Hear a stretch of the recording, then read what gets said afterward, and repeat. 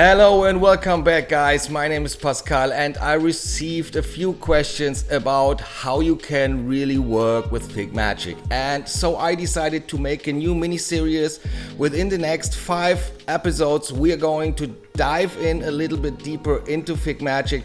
I will exactly show you how you set up FigMagic, how the file is structured, how you can set up the brand with the new logo, the colors, typography and the primary button style. Then I will show you how you really create a landing page in light or in dark mode, and also a mobile version. And in the 5th and last episode we are going to create some kind of basic dashboard.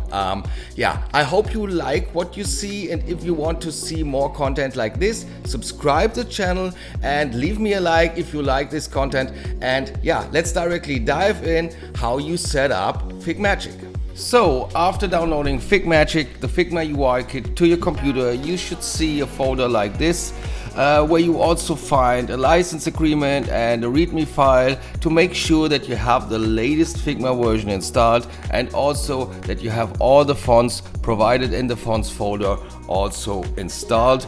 I also recommend a few plugins that make your life so much easier while working with the UI Kit, so make sure you install them as well. Also, you will find some demo layouts where you get an idea what you can do with FigMagic, and last but not least you will find the Figma file. And now you have two options: you can directly import it from Figma, or you can drag it directly into Figma. And after dragging it into Figma, you should see that the import directly starts. Depending on your internet connection, the import can take a few minutes because Figma is directly uploading FigMagic to your cloud. But after the import is ready, you should see something like this.